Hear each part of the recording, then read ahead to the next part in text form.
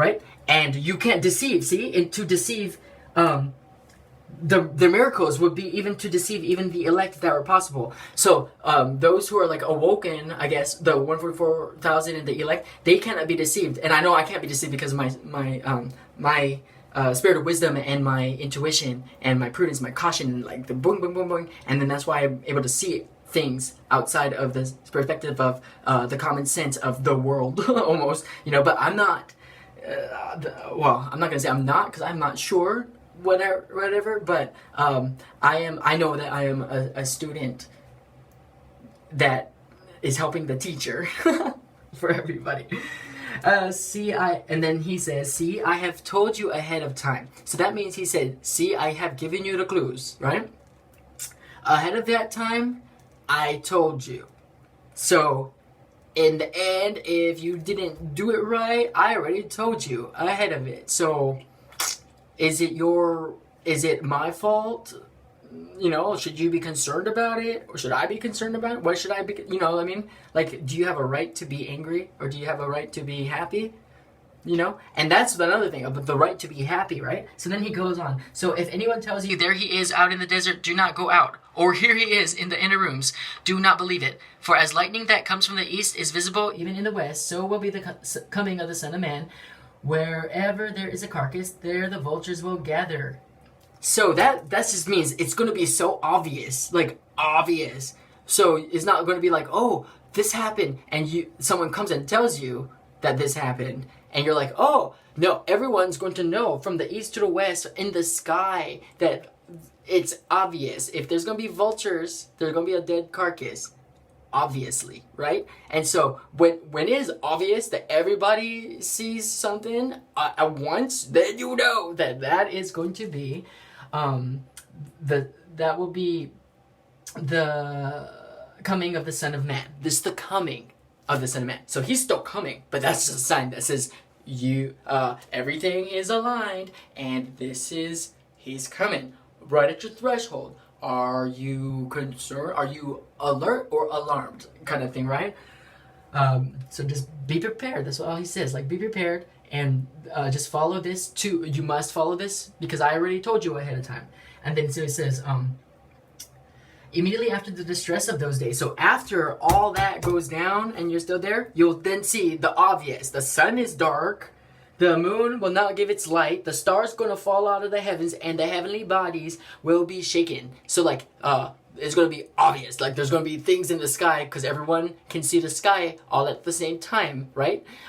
They're going to be like, what? Like, I'm thinking, like, I'm always outside looking at the sky, so I notice subtle differences, and I don't know if my eyes are different now or whatnot, but like, I see the like things up there. I see, and I also see like anomalies, but I also see like really things that make my own my beliefs like even more like expanded somehow. Like the other day I was outside and I was doing my thing, you know, and like doing my part, and then another white feather, like a white feather will just come dropping out of the sky. It's like my 7th one that I've seen ever since the start of this whole thing.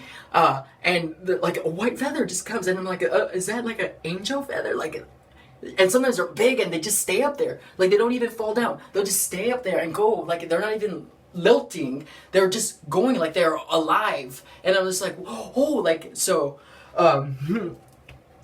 anyway, so the moon, yeah, and the stars will fall in the sky, which, you know, it looks like a shooting star, right? Like a comet or asteroids, like a lot of people are putting their minds on, and then the heavenly bodies will be shaken. And so, like, right now, I think, like, Jupiter and stuff, like, they're saying, oh, there's something coming through, and, like, everything's off. Everything's off.